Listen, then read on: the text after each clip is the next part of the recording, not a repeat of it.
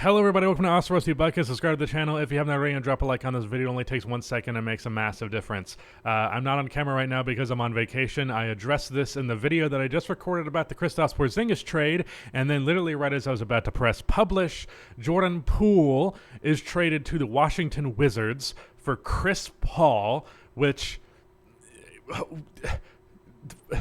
What?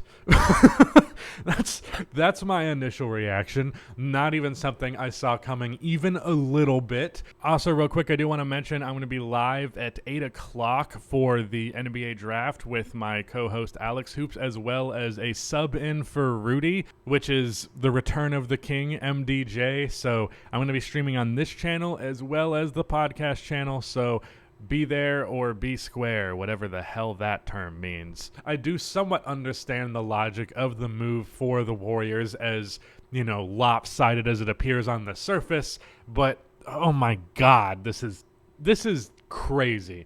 So where do I begin? I guess I gotta say, for the Wizards, this offseason has been an L for them so far. Like, yeah, it's a W in that they're finally moving on from this BS. That's something I've been saying they need to do for years. But man, Jordan Poole is really good. Like, I understand that he sucked in this year's playoffs, but I think that is very much within the context of the Warriors, and it's not indicative of who he is as a basketball player. Like, don't get me wrong, he has his limitations, he has his issues, he has his consistency stuff, but I have always felt that the Golden State Warriors system, which is normally something that liberates players and makes them play much better, was actually kind of restrictive to the type of player that Jordan Poole is, which is in part a negative element of who Jordan Poole is as a player, but at the same time, it is, you know, players have limitations. That's just the reality of the world.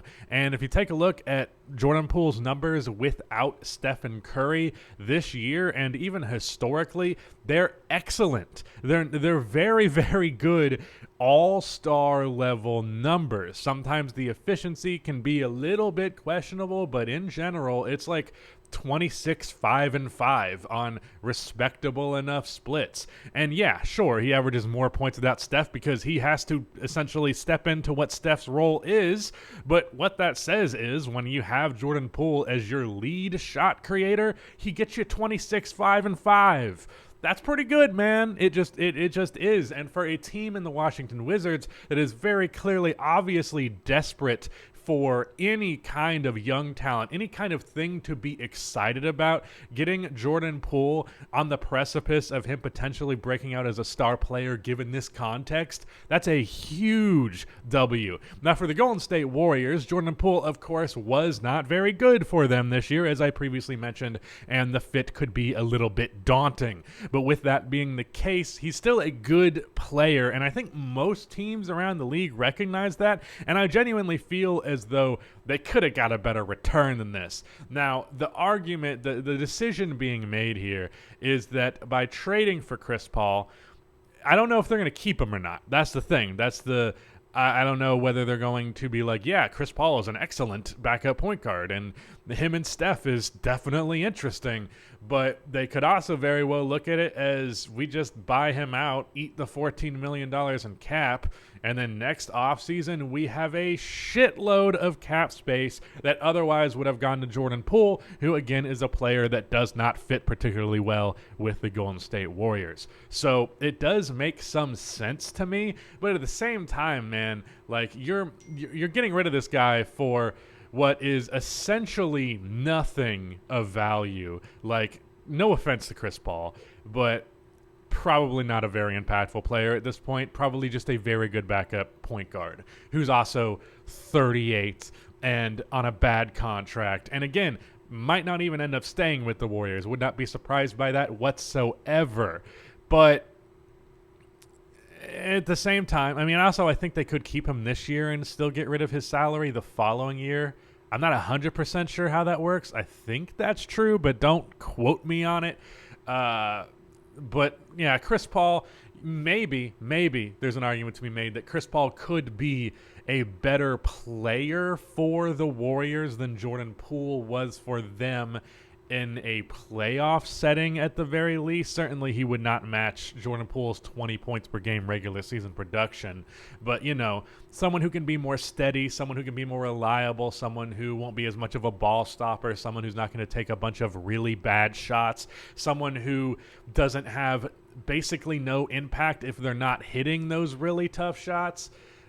But then also on top of that, to move a first-round pick, I don't know what the protections on it are exactly. I hope they're very good protections. It's a 2030 pick, so obviously it's going to be a minute before we see it convey. The Warriors just traded Jordan Poole for a 38-year-old and a 13-year-old, so that's certainly interesting. But yeah, man, I'm just so taken aback.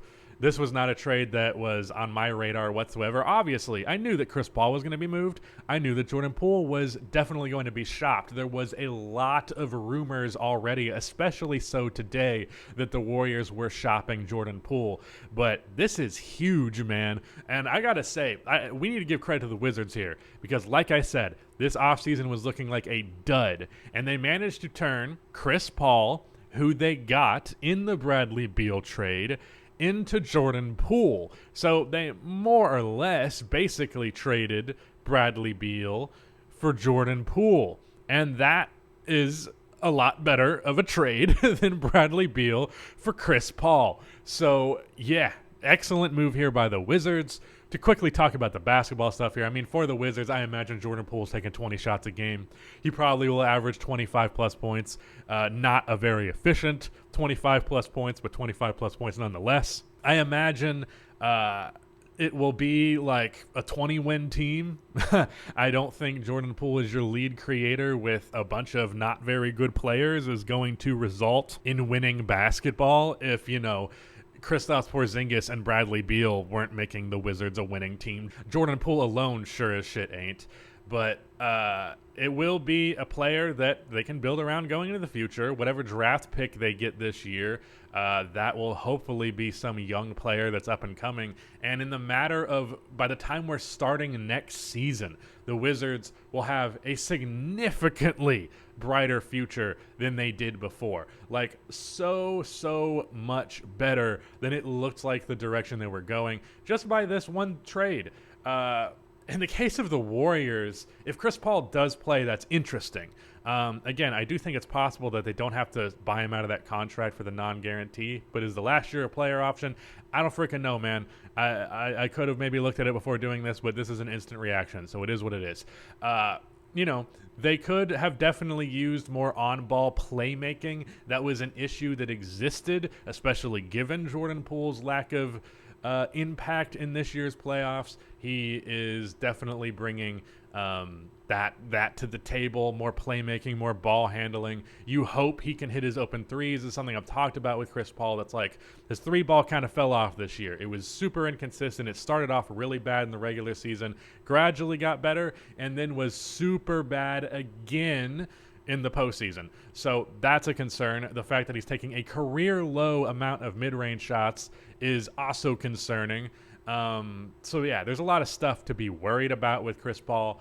But again, I also don't know that he's going to be back I don't think he's going to be here with the Warriors. I think it makes sense to buy him out if that is the way that the contract works. Sorry, this is a little unhinged. I literally saw the trade a minute ago and clicked record. I was just about to upload a video about the Porzingis trade, which I've obviously been really late on. I wish I would have put the video out yesterday like originally intended, but now it's going to be super late because we got to let this one pop off first. But yeah, that is it, I guess. Man, I was just not ready for this one. But yeah, see y'all later.